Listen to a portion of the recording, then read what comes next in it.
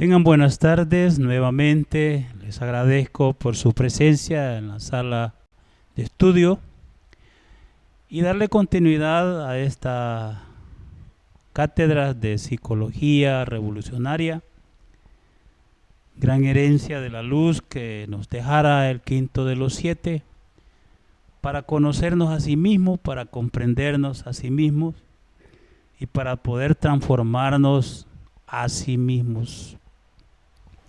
El tema de ahora es acusarse a sí mismo, como ven. Y en este sentido nos dice el venerable maestro Samael que trágica es la existencia de aquel que muere sin haber conocido el motivo de su vida. Cada uno de nosotros debe descubrir por sí mismo el sentido de su propia vida.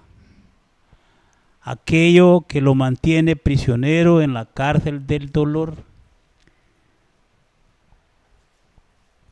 Nos dice que lo fundamental en la vida es realmente llegar a conocerse a sí mismo. De dónde venimos, para dónde vamos, cuál es el objeto de la existencia, para qué vivimos, por qué existimos sobre la faz de la tierra. ¿Con qué objetivo? Y esto del sí mismo es algo que los sabios de todas las culturas lo han mencionado. Recordemos entonces la frase de los maestros griegos cuando hablan de la necesidad de conocerse a sí mismo. ¿Para qué? Para conocer el universo y para conocer también a los dioses que lo rigen. Es decir, para despertar plenamente la conciencia. Si hablamos de esto, nos recuerda también el Evangelio de Mateo, como el Divino Maestro advierte y les dice a sus discípulos que si alguno quiere venir en pos de mí, lo primero que tiene que hacer es negarse a sí mismo. Niéguese a sí mismo, tome su cruz y sígame, dice el Divino Maestro. Pero lo fundamental y lo primero es negarse a sí mismo. Sin duda que para negarse a sí mismo es necesario conocerse a sí mismo para saber contra qué, a quién va a negar. Lao Tse, este gran maestro chino, decía que aquel que obtiene una victoria sobre otro hombre es fuerte, pero quien obtiene una victoria sobre sí mismo es poderoso. Es poderoso. Siguiendo más o menos esta línea, el Buda dijo: conquistarse a uno mismo es una tarea más grande que conquistar a otros. Y definitivamente el camino hacia la autorrealización íntima de nuestro propio ser, el camino del enaltecimiento espiritual dentro de cada uno de nosotros, está ligado estrechamente al autoconocimiento. Es decir, al conocimiento de sí mismo. Encontramos también, escudriñando las escrituras, por ejemplo, en aquella frase de la gran iniciaciones masónicas, por ejemplo, que explica el mago Jefa, por ejemplo, cuando baja hacia la celda oscura y se pone entonces al adepto, al candidato a iniciado frente a sí mismo, frente a un espejo, y se le dice: mírate a ti mismo, sé tu propio juez, haz examen de conciencia, observa tus defectos y corrígete, ya que está cerca el momento en que recibirás la luz. Pero observa tus defectos y corrígete, sé tu propio juez. Sé tu propio juez. Y le adviertan: esta luz es el verdadero día, la aurora inmortal. Sé puro para saludarla. Esa luz es la realidad, la gran realidad, la verdad, de la cual habla también el gran Maestro Jesús de Nazaret. Y podemos entonces seguir escudriñando estos aspectos que preceden al libro de Psicología Revolucionaria. Como por ejemplo en la Cábala, si estudiamos el arcano, uno de los arcanos menores, el arcano 54, que se refiere al examen, precisamente al examen de uno mismo. El examen, este arcano, significa investigación, indagación. Justamente con este arcano debemos estudiar y practicar todo lo relacionado con el equilibrio y juicioso examen interior o psicoanálisis íntimo, a fin de ir logrando gradualmente el recto pensar, el recto sentir y el recto obrar. Escudriñando un poco la carta del arcano 54, la axioma mental dice el principio del libre debate. La axioma trascendental dice rebusca tu viña y recoge los granos caídos, mas no rebusques rencores ni recojas agravios. En general, el arcano dice sea justo de pensamiento, palabra y obra. La ecuanimidad no abunda, pueden perjudicarte. El derecho, espía, especulaciones e indagación, y el revés, imputaciones, traiciones, enemigos ocultos, etcétera, difamación, etcétera. Entonces, yendo a todas las culturas y a todos los colegios iniciáticos como este, en la sabiduría egipcia y hebrea, podemos entonces también darnos cuenta que esto del conocimiento interior y del juicio interior es algo que viene definitivamente escudriñándose desde siglos y siglos atrás. Y ahí vemos una explicación más o menos del simbolismo de lo que es la carta del tarot, este arcano menor del 54. Tenemos entonces al centro al baduino adorador de Tot, que sostiene la balanza y en un platillo de la balanza un corazón y una pluma. Es la balanza de la justicia que pesa las almas y los méritos del corazón, examen de conciencia para cada uno. Tot está sentado arriba, juez que pesa las almas y sus atributos, las obras, el juicio de Osiris, etc. Y así sucesivamente podemos ver ahí entonces la simbología que está relacionada con este arcano del juicio interior, del conocimiento de sí mismo, necesario para poder transformarnos. Entonces vamos nosotros comprendiendo esa necesidad y el por qué debe acusarse a sí mismo, porque la causa de nuestros sufrimientos y nuestro dolor, la causa de nuestras angustias en esta vida, no es otro más que el sí mismo, el yo psicológico.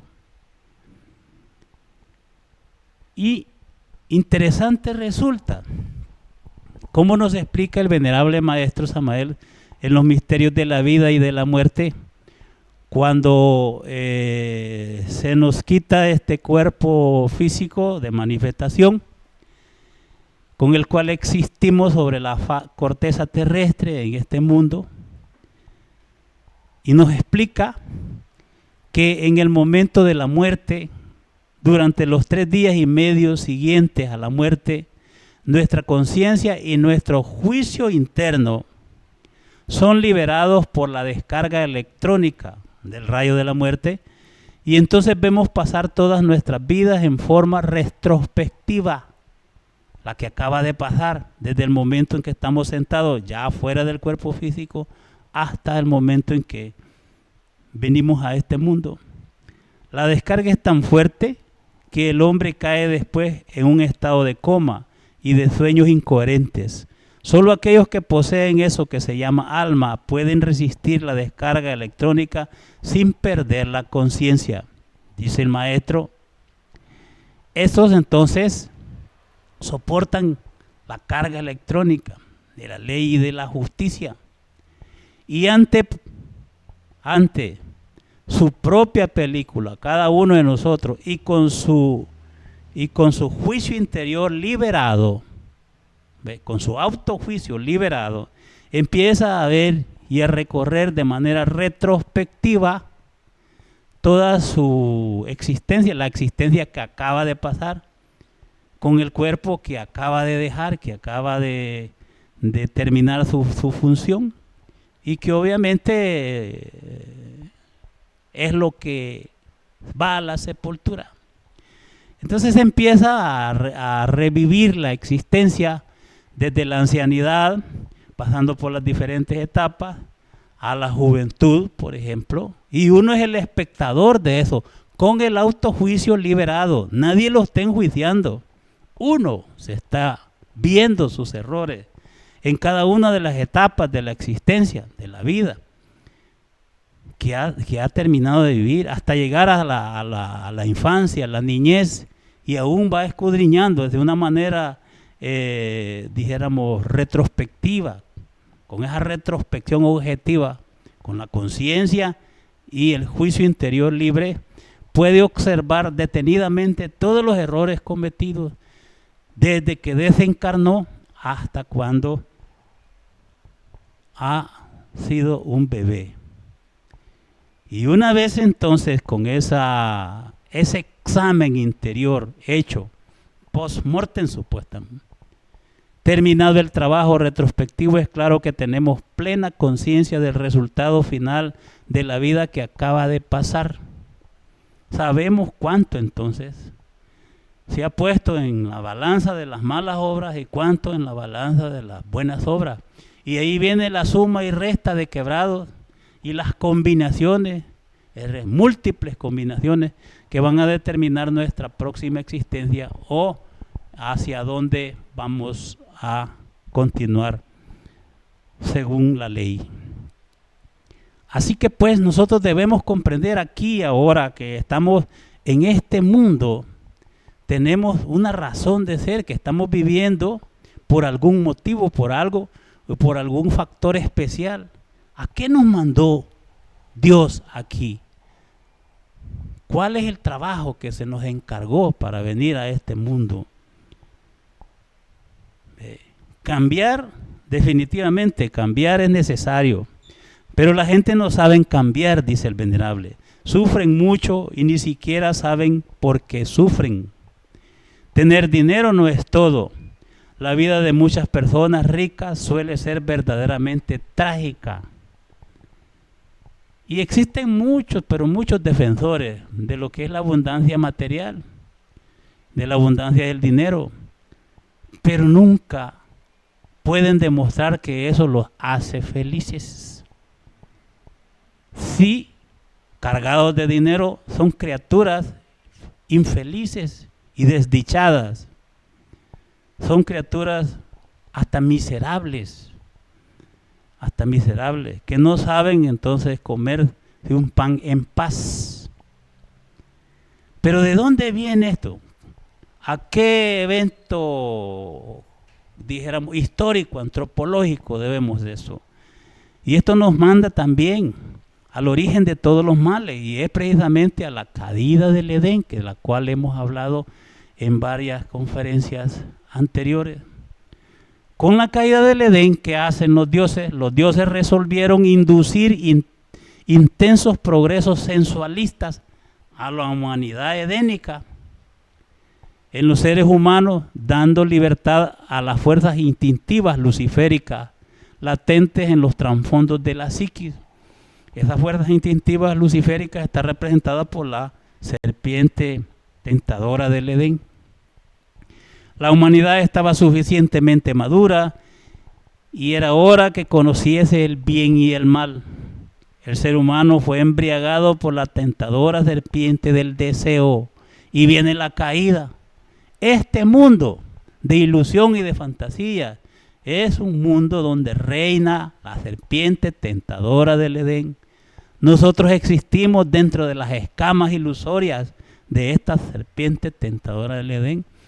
Y solo la serpiente de bronce, solo la serpiente que le pone fin a esa influencia, que es la Divina Madre,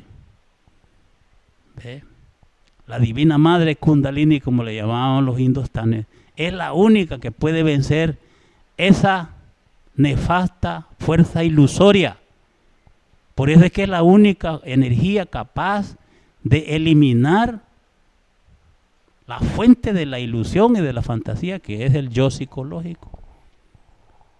Esta es una batalla de serpientes, ¿no? La serpiente es la dueña de este mundo y la que emana, de donde emana la ilusión y la fantasía, y la serpiente de luz, la serpiente divina, la cobra sagrada, como decían los egipcios. Entonces ya vimos entonces cómo vienen los antecedentes de este sí mismo y qué es lo que se instala en nuestro aparato psíquico con la caída del Edén. Se instala el sí mismo, el yo psicológico. Se altera el estado natural de la psiquis de la humanidad terrestre y queda entonces sufriendo dentro de un proceso falso, ilusorio, del cual hablamos en las clases anteriores y del cual habla el venerable maestro Samael en este libro Psicología Revolucionaria y en la Gran Rebelión específicamente. De hecho, la enseñanza gnóstica nos dice que tenemos la conciencia dormida, pero no entendemos. Nosotros repetimos eso, pero no entendemos. Vivimos de manera inconsciente, pero sin comprenderlo.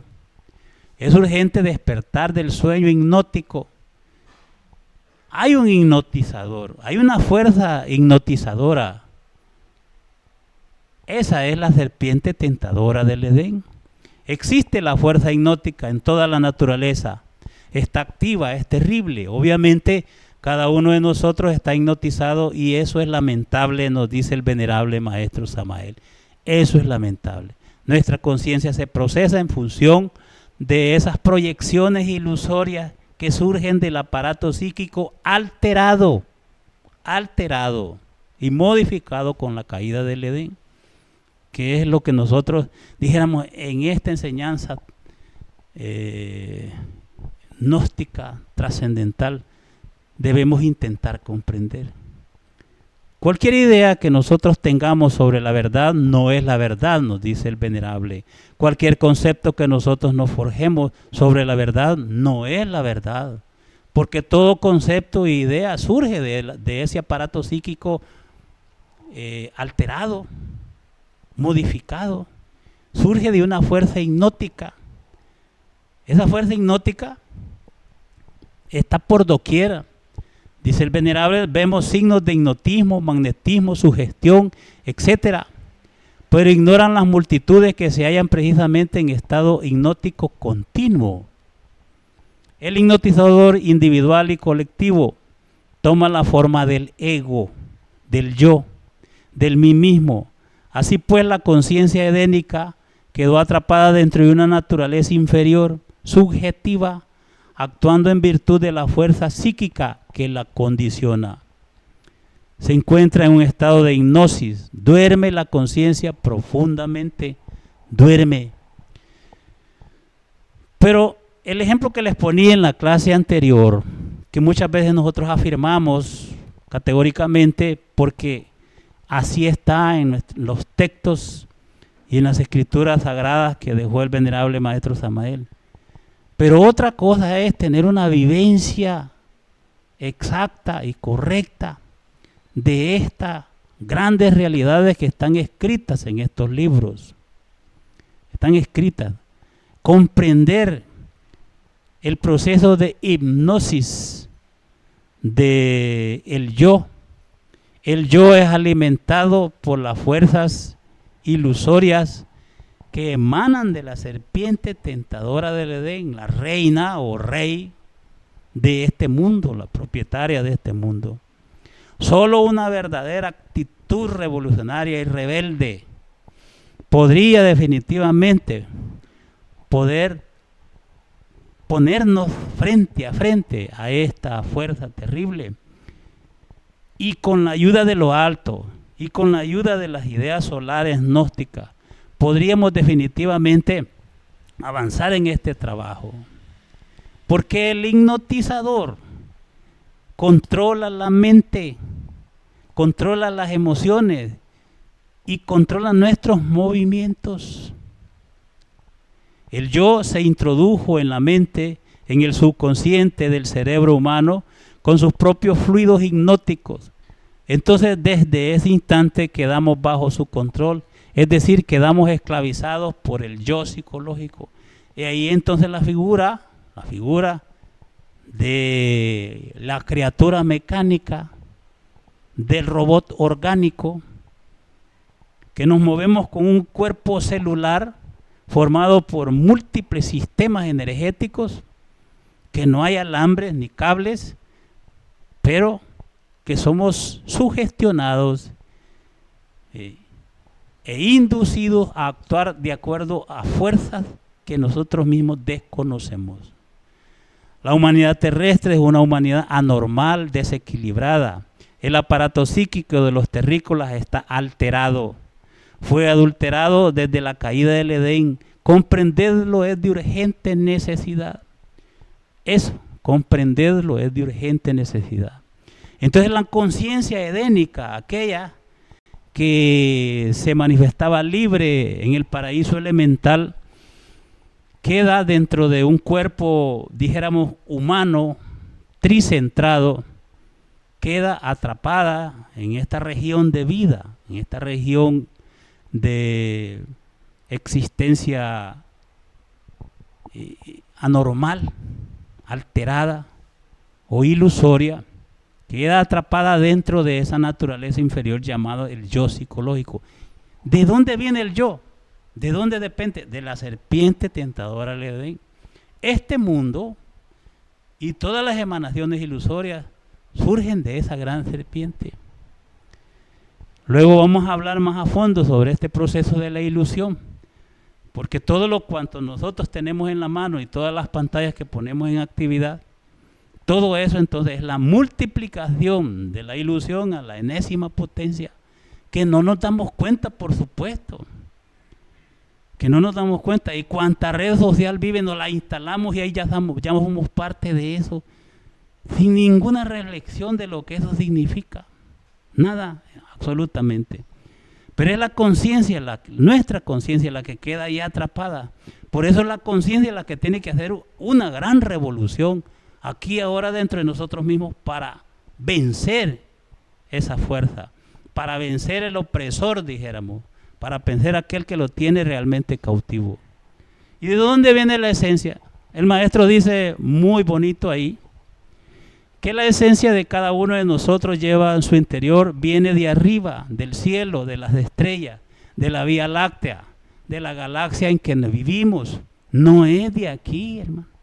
No es, en este planeta es un planeta experimental, ya lo hemos estudiado. Desciende la conciencia a través de las notas musicales, ¿verdad? La, sol, fa, mi, entra al paraíso elemental como mineral, y luego como vegetal, para después animal, y luego cae de ahí a estas formas humanas que ya lo hemos estudiado. Nuestros padres crearon el cuerpo apropiado para la recepción de esta esencia que viene de las estrellas, dice el venerable. Preciosa la esencia, pasa a través de la nota sol y luego a la nota fa, a la zona planetaria, entra en nuestro mundo y penetra en nuestro propio interior. Ya hemos estudiado también anteriormente cómo la esencia en su descenso, el primer descenso, viene entonces y penetra en la región del planeta Tierra, pero primero conoce la región mineral, después el vegetal, luego el animal, que son los procesos, dijéramos, como un elemental puro de la naturaleza, y luego viene la caída del Edén, la salida de ese proceso edénico, y se incorpora ya a un cuerpo puramente humanoide. Debemos también hacer esta énfasis, porque cada una de nuestra esencia definitivamente tiene su padre, tiene su origen, ¿no? En la teosofía llaman Atman, Buddhi, Mana, a la Trimurti esta del triángulo inferior, donde está nuestro padre con sus dos almas, la espiritual y la humana, y de Tiperet o del Manas, Tiperet según la Cábala, entonces se desprende la esencia y un porcentaje de esa esencia queda dentro de nuestro cuerpo físico.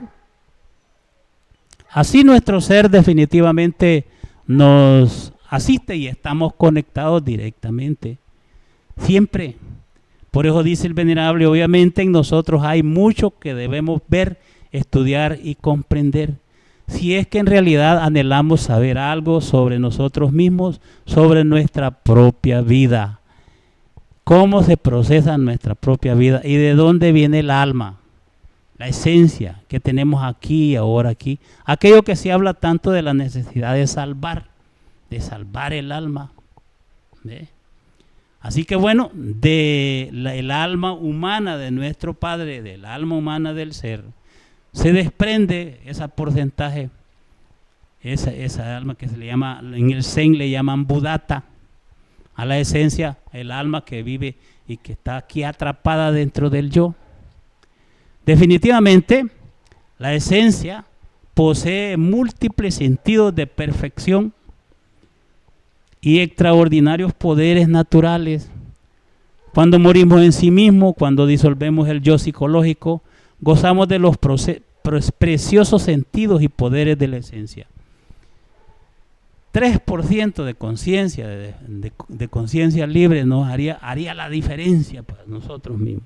Nosotros nacemos con el 3% de conciencia libre. El niño es clarividente en ese 3%. Tiene poder, un bebé, pero no lo puede usar. No lo puede usar. Ve la cruda realidad con ese 3% de conciencia, con su Buddhata libre, pero no lo puede usar ni nos puede hablar para explicarnos lo que está viendo. Así que bueno, lo que queda a través del trabajo interior, del trabajo sobre sí mismo, es lograr conquistar la autoconciencia infantil, precisamente liberar ese 3% de conciencia que traemos nosotros cuando nacemos con un cuerpo nuevo. Nunca podríamos liberar la esencia sin desintegrar previamente el yo psicológico, dice el venerable maestro. En la esencia está depositado toda la sabiduría de Dios. En la esencia está la religión verdadera, el Buda, la sabiduría, las partículas de dolor de nuestro Padre que está en los cielos y todos los datos que necesitamos para la autorrealización íntima del ser. En la esencia está la reflexión y lo que sufre el Padre cuando nos ve incapaces, cuando nos ve impotentes para no podernos revelar, pues no podemos entonces tomar el camino de regreso a casa, ¿no? Un padre espera que su hijo regrese, ¿no? Que un hijo que se ha ido y está perdido espera que un día regrese. Y cuando esté el Padre Celestial ve que no hay posibilidades, sufre. Y esos átomos de dolor los deposita en la conciencia para que cuando se despierte y se ponga libre, encuentre esos impulsos para volver. Y nos dice el venerable que cuando el yo psicológico muere, resplandece en nosotros la esencia. La esencia libre nos confiere belleza íntima. De tal belleza emanan la felicidad perfecta y el verdadero amor. Pero bueno, debemos nosotros comprender esta condición lamentable, terriblemente nefasta, en la cual vivimos, y no solo con la comprensión de esto surgiría en nosotros de una manera natural y espontánea la rebeldía psicológica que acabamos y que estamos estudiando. Tenemos que comprender que estamos dormidos. ¿Cómo se procesa? Si la gente estuviera despierta, podría ver, tocar y palpar las grandes realidades de los mundos superiores. Si la gente estuviera despierta, recordarían sus vidas pasadas. Si la gente estuviera despierta, verían la tierra tal como es. Actualmente no están viendo la tierra tal como es. Pero cuando la conciencia humana quedó enfrascada dentro de todos esos yoes o agregados psíquicos que constituyen el mí mismo, el yo mismo, el ego, entonces la conciencia se durmió. Ahora se procesa en virtud de su propio embotellamiento, de acuerdo a cómo van y cómo surge cada uno de los yoes y cada uno de esos defectos. Así se va procesando la conciencia. Está completamente dominada. Es como la comparación de una persona hipnotizada, que le dicen haga tal cosa y hace tal cosa. Y no tiene conciencia de ello, es inconsciente. Por eso es necesario el trabajo, por eso es necesario las reflexiones más profundas. Mientras la conciencia continúa embotellada, embutida entre el mí mismo, entre el yo mismo, de ninguna manera podría conocer la legítima felicidad, dice el venerable. La felicidad tiene un sabor que el yo, el mí mismo, nunca jamás ha conocido. Igualmente, el sentido de la libertad es algo que aún no ha sido entendido por la humanidad y no ha sido entonces vivido, no ha sido verificado. Definitivamente hay mucho que nosotros necesitamos comprender y destruir entre nosotros. Hay en cada uno de nosotros algo que nos amarga la vida y contra la cual necesitamos luchar firmemente, nos dice el venerable. Necesitamos reducir a cenizas la crueldad monstruosa de estos tiempos, dice, la envidia que desgraciadamente ha venido a convertirse en el resorte secreto de la acción, la codicia insoportable que ha vuelto la vida tan amarga, la asqueante maledicencia, la calumnia, las tantas tragedias origina, la borrachera, la inmunda lujuria que huele tan feo, etcétera, etcétera, etcétera. Así ¿de dónde viene todo eso? Del yo, del mí mismo, del interior psicológico. Ahí es donde se origina todo eso, ¿no?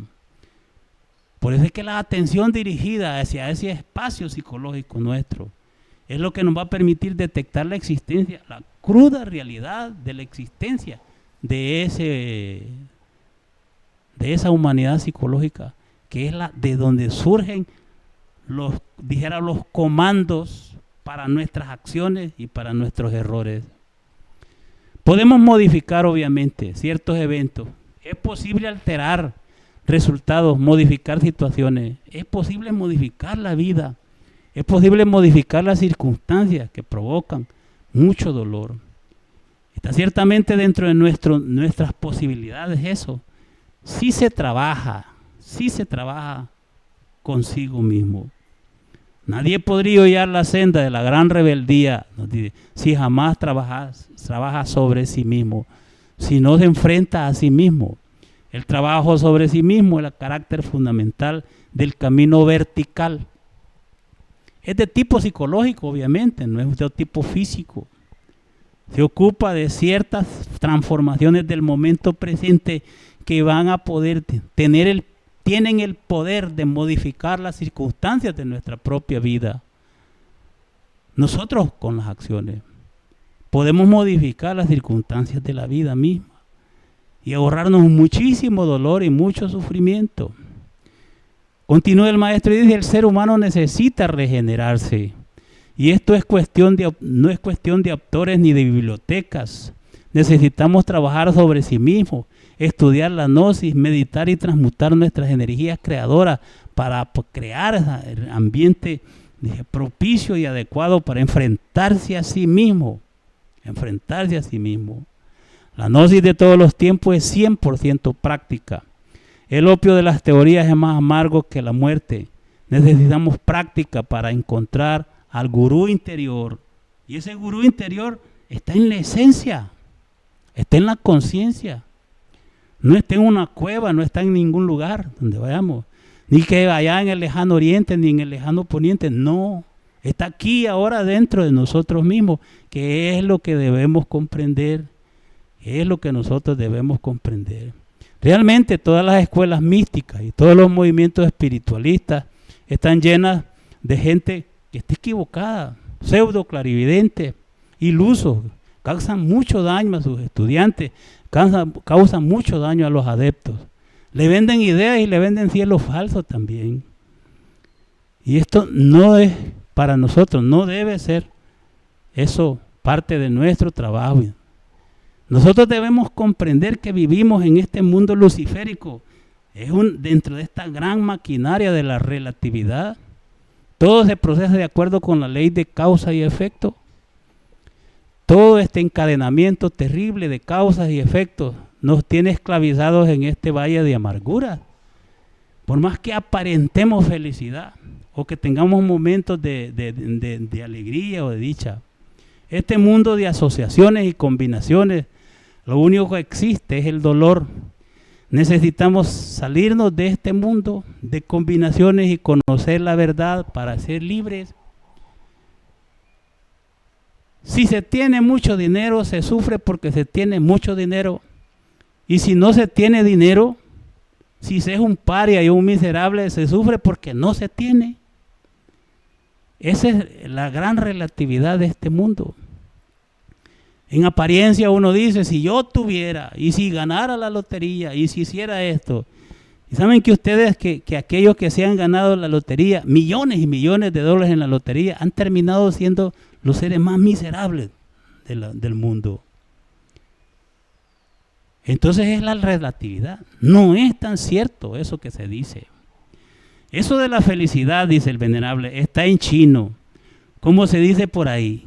Lo más grave es que la gente lo sabe, pero en medio de tantas amarguras parecen que no pierden la esperanza de lograrlo algún día sin saber cómo ni de qué manera.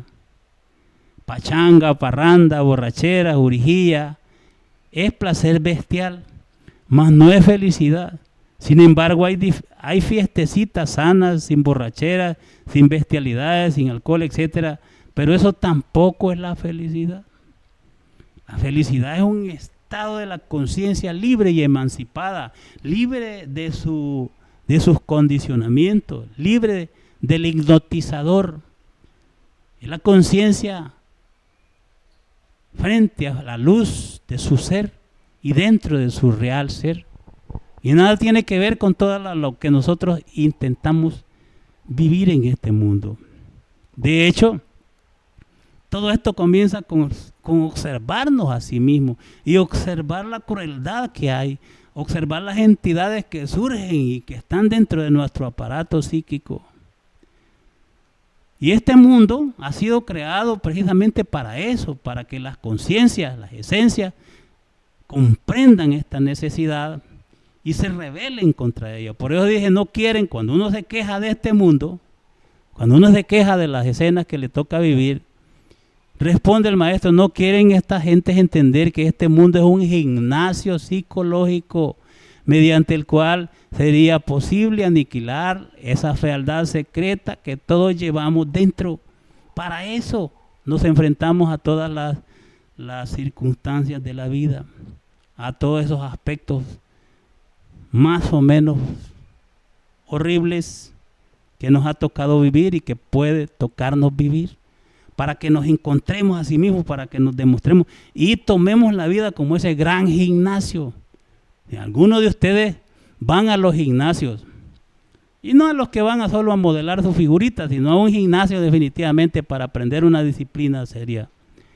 Y van a tener un instructor, y este instructor definitivamente exige al que está entonces, al adepto o al aspirante a un tal cosa, exige ciertos requisitos. Y así es la vida, nos exige definitivamente. ¿Y cómo nos entrena? Y Lucifer interior precisamente crea este mundo y crea todas las condiciones con el objeto de entrenar a la esencia para que se levante, para que se dé cuenta de lo horrible que es este mundo. Pero nosotros, el yo, lo que hace es apegarse más y más y más a un mundo ilusorio, a un mundo falso. Porque es el mundo de su mamá, la serpiente tentadora del Edén. Y por eso no se quiere ir. Nunca. Dice el maestro, si esas pobres gentes comprendieran el estado tan lamentable en que se encuentran, temblarían de horror. Empero, tales personas piensan siempre de sí mismos lo mejor. Jactan de sus virtudes, se sienten perfectas, bondadosas, serviciales, nobles, caritativos, inteligentes, cumplidores de sus deberes, etcétera, etcétera. Así. Otros nos da como aquel deseo de salir huyendo, de salir corriendo y evadir en sí nuestras responsabilidades, ya porque la vida se puso duro y muy difícil. Pero también nos dice eso el maestro, huyendo del mí mismo, del yo mismo, no se logra la felicidad. Inteligente sería agarrar el toro por los cuernos, observar el yo, estudiarlo, con el propósito de descubrir las causas del dolor, los orígenes del dolor. Y aquel que pone los pensamientos, mis sentimientos y que me impulsa al error, a las acciones equivocadas. Cuando uno descubre las causas verdaderas de tantas miserias y amarguras, es obvio que algo puede hacer, algo puede cambiar. Cuando las descubre. Mientras si vivimos identificados y fascinados con nuestras tragedias morales, simple y sencillamente le damos más energía, inyectamos más energía, el yo crece, se fortalece y la ilusión en nosotros mismos se vuelve más inquebrantable, más poderosa y oprime más a la conciencia. Nosotros tenemos que luchar contra sí mismo. Uno tiene que cambiar su actitud ante las distintas circunstancias de la vida. Estas se repiten con uno o sin uno, pero se repiten. ¿Saben ustedes que la enseñanza gnóstica, desde el punto de vista psicológico, es una actitud diferente que debemos tener ante las circunstancias de la vida? No es otra cosa. La actitud de un estudiante, de un adepto, es diferente ante las circunstancias de la vida que lo de la gente común y corriente que no tiene ninguna ayuda de las ideas solares gnósticas, que no recibe ayuda de lo alto, ¿no? Por eso es que tenemos que aprender a ver. Y las circunstancias de la vida, dije, pueden repetirse sin uno o con uno, pero se repiten. Lo que importa es que uno cambie su actitud hacia las distintas circunstancias de la vida. Es decir, necesitamos nosotros autoconocernos profundamente. Pero mientras nosotros continuemos con la conciencia embotellada entre el ego, entre el yo, entre los yoes, obviamente no sabremos nada de los misterios de la vida y de la muerte. No podremos así experimentar lo real. Viviremos desde el nacimiento hasta la tumba en plena ignorancia. Y esto incluye a aquellos que tienen cuantos diplomas han podido conseguir de un mundo ¿qué? De un mundo falso, de un mundo ilusorio. ¿Quién le ha dado los diplomas? Gente dormida. ¿Quién lo ha instruido? Gente dormida, inconsciente. ¿Para dónde vamos entonces? La verdadera inteligencia, la sabiduría, hay que buscarla en el fondo mismo de nosotros mismos. Lo más importante es no identificarnos con las circunstancias de la existencia. Por eso yo que les digo, hay que tomar las actitudes de los ancianos antes. Pero uno está metido en cualquier problema, en los problemas políticos, a ver qué hacen, y uno gastando sus energías en algo que no va a poder cambiar con una crítica, que no va a poder cambiar en una plática de dos que tres intelectuales tomándose un café. No se cambia así.